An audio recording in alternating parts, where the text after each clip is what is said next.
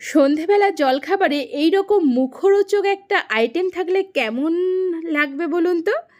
আমার তো মনে হয় চা কিংবা কফি যদি সাথে থাকে জমে ক্ষীর আড্ডা। তার জন্য প্রথমেই দুটো আলু সেদ্ধ করে নিয়েছি। এরপর কড়াইতে বেশ কিছুটা সর্ষের তেল দিয়ে বেশ কিছুটা পেঁয়াজ দিয়ে দিলাম। পেঁয়াজটা ভালো করে ভাজা হয়ে গেলেই থেঁতো করে নেওয়া রসুন দিয়েছি। এরপর দিয়ে দিলাম আদা আর কাঁচা লঙ্কাকেও একটু থেঁতো করে নিয়ে দিয়ে দিয়েছি। ব্যাস আর কিছু লাগছে না, ভালো করে একদম মিক্সড করুন, ভাজা ভাজা করুন।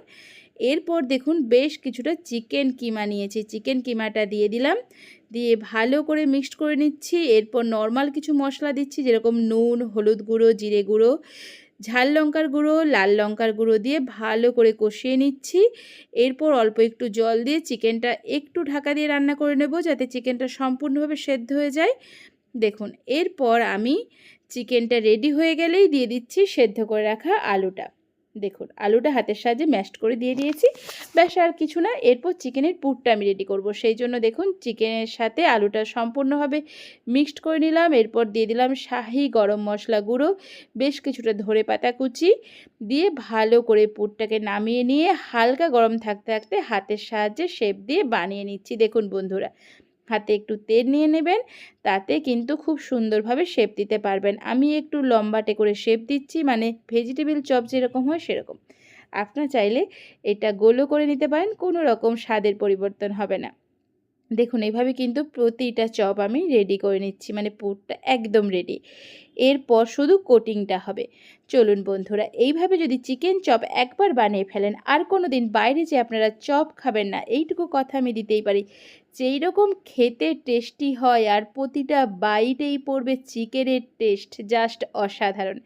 এইদিকে দেখুন বিস্কুট গুঁড়ো নিয়েছি আর ডিম নিয়ে নিয়েছি। বিস্কুট গুঁড়োর মধ্যে একটু বিট লবণ আর একটু গোলমরিচ গুঁড়ো দিয়ে দিন, আর ডিমের মধ্যেও তাই একটু বিট লবণ আর গোলমরিচ গুঁড়ো দিয়ে ভালো করে মিক্স করে নিয়েছি। এরপর প্রতিটা পুরকে নিয়ে ব্যাস প্রথমেই দিয়ে দিলাম ডিমের গোলাতে, তারপর বিস্কুট গুঁড়োতে ভালো করে কোট করে আবার একবার ডবল কোট করে নিলাম।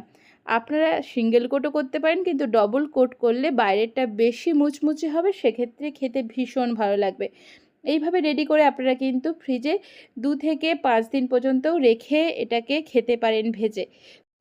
জাস্ট বানিয়ে নিন আর একবার টেস্ট করে অবশ্যই জানাবেন রেসিপিটা আমার কেমন লাগলো আপনাদের। বাড়িতে এত চটজলদিভাবে যে চিকেন চপ বানানো যায়, নিজে না বানালে আমি আগে জানতামই না। যাই হোক চলুন বন্ধুরা, নতুন নতুন রেসিপির জন্য আমি তো আছি, আপনারা শুধু সঙ্গে থাকুন, এইটুকুই বলবো।